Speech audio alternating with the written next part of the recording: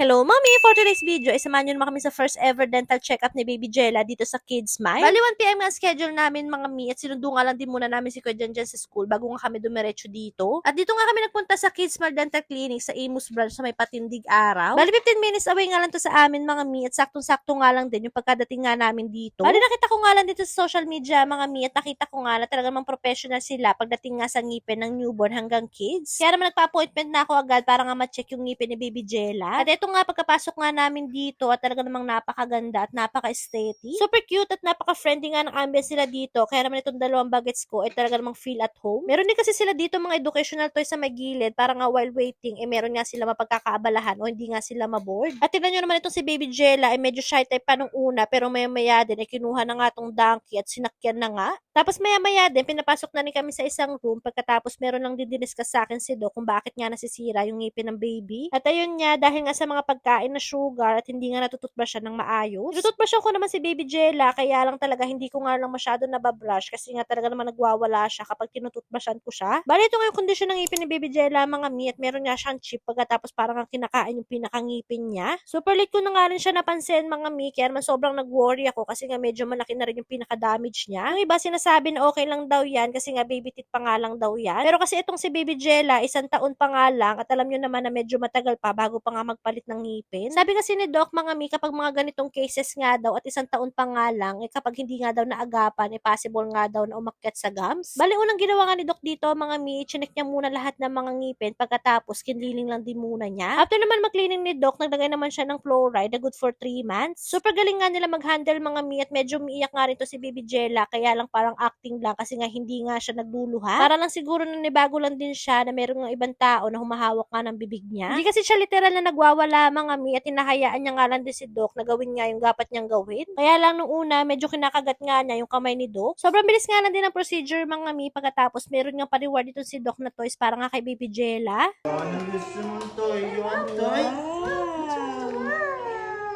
Gusto Wow, mong my toy? God. Just to you, wow. You want toy? Dito mo yung nagabigla. What you want? What do you want? What's that?